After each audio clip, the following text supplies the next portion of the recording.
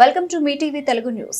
పాణ్యం మాజీ ఎమ్మెల్యే మరియు వైఎస్ఆర్ కాంగ్రెస్ పార్టీ నంద్యాల జిల్లా అధ్యక్షులు కాటసాని రాంభూపాల్ రెడ్డి ఆధ్వర్యంలో వారి నివాసంలో కార్యకర్తల సమావేశం ఏర్పాటు చేశారు. ఈ సందర్భంగా ఆయన మాట్లాడుతూ గత ఎన్నికల్లో తమ పార్టీ ఓటమికి కారణమైన అంశాల గురించి అలాగే ఇక ముందు చేయాల్సిన కార్యాచరణ గురించి మాట్లాడారు. ఈ కార్యక్రమంలో కర్నూలు అర్బన్ 16 వార్డుల కార్పొరేటర్లు, 16 వార్డులలోని పలువురు వైఎస్ఆర్సీపీ నాయకులు, కార్యకర్తలు పాల్గొన్నారు.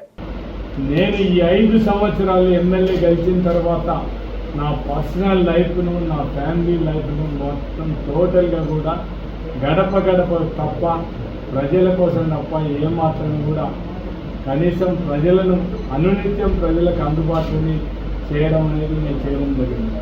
దానికి కూడా నేను ఇప్పుడు బాధపడడం లేదు. ఓటమి ఇప్పుడు దైవాధీనం. నేను ఒకటే నా నియోజకవర్గంలో ప్రజలకు, నా నాయకులకు, నా కార్యకర్తలకు నేను ఒకటే విజ్ఞప్తి చేస్తున్నాను.